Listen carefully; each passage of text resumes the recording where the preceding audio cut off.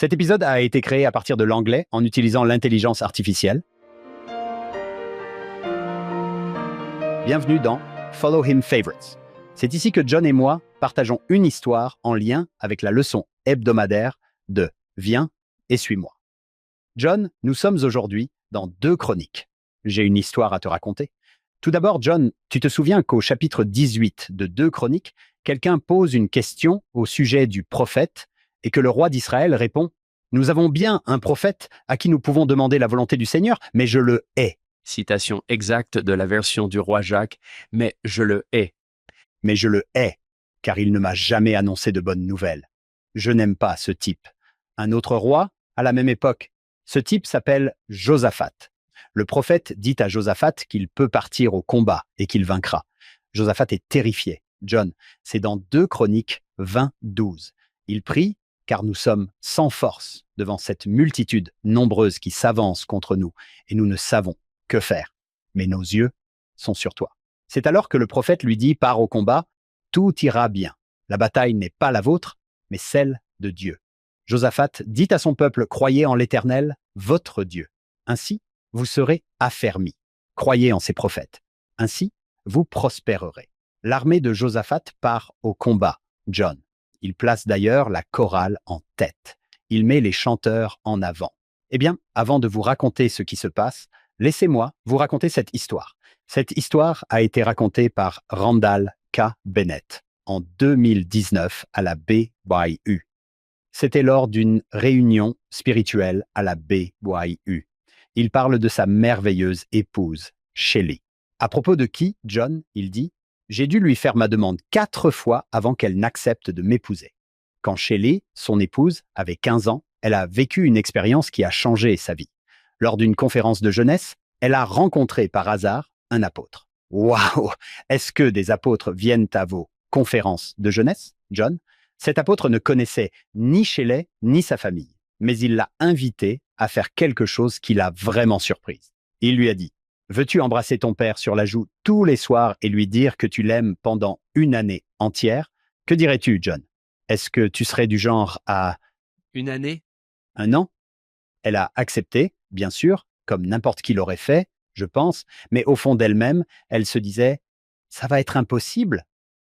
L'apôtre ne savait pas que son père était un homme merveilleux, mais très, très, très réservé. Shelley a raconté qu'elle n'avait jamais vu son père embrasser qui que ce soit, pas même sa mère. Elle ne l'avait jamais entendu dire « je t'aime » à qui que ce soit. Elle pensait donc que cette mission serait horrible, voire impossible, mais elle décida d'essayer ce que l'apôtre l'avait invitée à faire. Les premières nuits, raconte frère Bennett, lorsqu'elle embrassait son père sur la joue en lui disant « Je t'aime, papa », il ne réagissait pas du tout positivement. Il restait simplement assis, raide comme une statue, tandis qu'elle l'embrassait sur la joue et lui disait « Je t'aime, papa ». Cela a duré 1 année entière. À ce moment-là, elle se sentait bien en lui exprimant son amour, alors elle a décidé de continuer. Finalement, un soir, elle a entendu son père murmurer doucement « Je t'aime aussi ». Le lendemain soir, il l'a même embrassée sur la joue, à son tour. Puis, quelques jours plus tard, son père bien-aimé est décédé subitement d'une crise cardiaque. Or, frère Bennett est très drôle à ce sujet. Il dit « Je ne vous dis pas d'embrasser des gens qui ne veulent pas être embrassés, et je ne vous dis pas qu'il est normal d'être en colère contre quelqu'un qui essaie d'être gentil avec vous. Ce qu'il enseigne, dit-il, c'est la puissance qui est entrée dans la vie de Shelley, parce qu'elle a appris dès son plus jeune âge à suivre les prophètes de Dieu.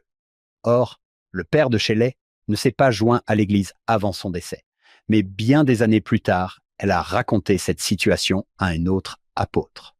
Cet apôtre lui a dit « Shelley, sais-tu pourquoi l'Esprit a clairement incité cet apôtre à t'inviter à faire ce qu'il t'a demandé de faire? C'est parce que notre Père céleste savait que tu pourrais adoucir le cœur de ton père avant son décès, afin qu'il accepte l'évangile de l'autre côté du voile. » Waouh! Suivez le prophète. Eh bien, John Josaphat le fait. Il suit le prophète. Il place sa chorale en première ligne.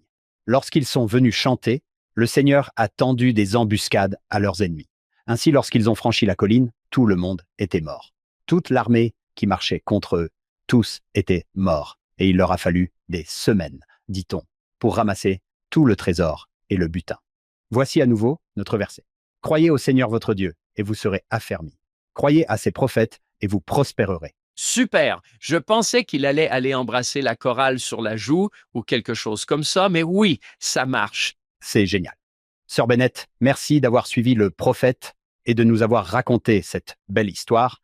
Peut-être qu'elle entendra cela. Nous espérons que vous vous joindrez à nous pour écouter l'intégralité de notre podcast. Il s'intitule Follow Him. Vous pouvez le trouver partout où vous écoutez vos podcasts. Cette semaine, nous recevons Heather Farrell. Elle est formidable. Aucun de nous deux ne connaissait Sœur Farrell avant de l'inviter dans l'émission. Vous allez adorer. Revenez nous voir ici la semaine prochaine. Nous vous proposerons un nouvel épisode de Follow Him Favorites.